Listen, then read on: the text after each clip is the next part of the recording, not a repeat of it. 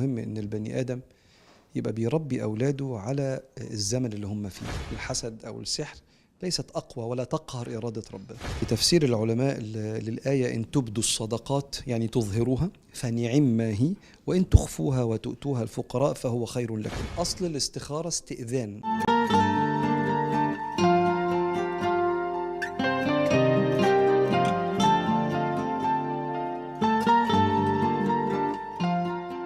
الشيخ مصطفى حسني، طبعا احنا سعداء بتشريفك وزيارتك لينا في الكويت. شكرا جزيلا على الجلسه اللي اثرت فيها كل الحضور بالمعلومات. سؤالي الاول لحضرتك، كان في تصريح سابق ليك انك قلت ادعو الله الا افتن في اولادي انه انا رجل دين فانا ما كنتش بتاجر بيهم، فدي كانت حاجه عظيمه اثرت في ناس كتير جدا.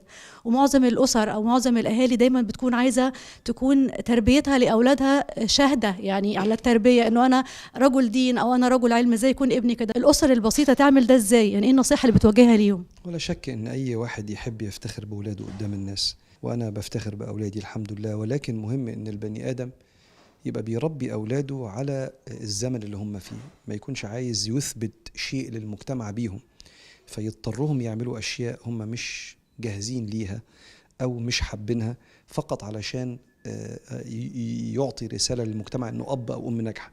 وده على فكرة مش بس بينطبق على العبادات، بينطبق حتى على الرياضة والرياضات، وحتى على التعليم والكليات اللي الولاد بيختاروها عشان يدخلوها.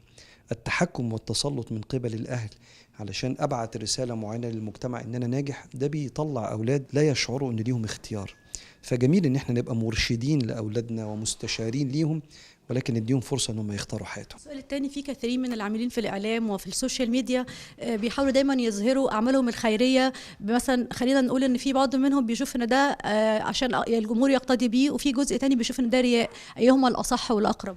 دائما في تفسير العلماء للآية إن تبدوا الصدقات يعني تظهروها فنعم ما هي، وإن تخفوها وتؤتوها الفقراء فهو خير لكم. معنى الآية أن الأنفع للفقير بنعمله، فلو الأنفع إن احنا نظهر الصدقة عشان الناس تتجمع والصدقة تكبر نعمل كده، ولو الأنفع إن احنا نخفيها لأن مفيش نفع من إظهارها يبقى الأحسن تبقى خفية. موضوع السحر والحسد أصبح هوس عند الكثيرين، ويوجد على السوشيال ميديا من يقدمون نصائح بسماع آيات قرآنية معينة أو باستخدام الأعشاب. السؤال هو كيف يمكن للشخص أن يتأكد أنه محصن، أو بمعنى آخر يطمئن على نفسه؟ لا شك إن ده خوف تم المبالغة فيه جدا في مجتمعاتنا، والناس كتر كلامها والإعلام بالغ فيه. الله سبحانه وتعالى قادر على تحصين العبد، لأن كل هذه المخاطر الحسد أو السحر ليست أقوى ولا تقهر إرادة ربنا.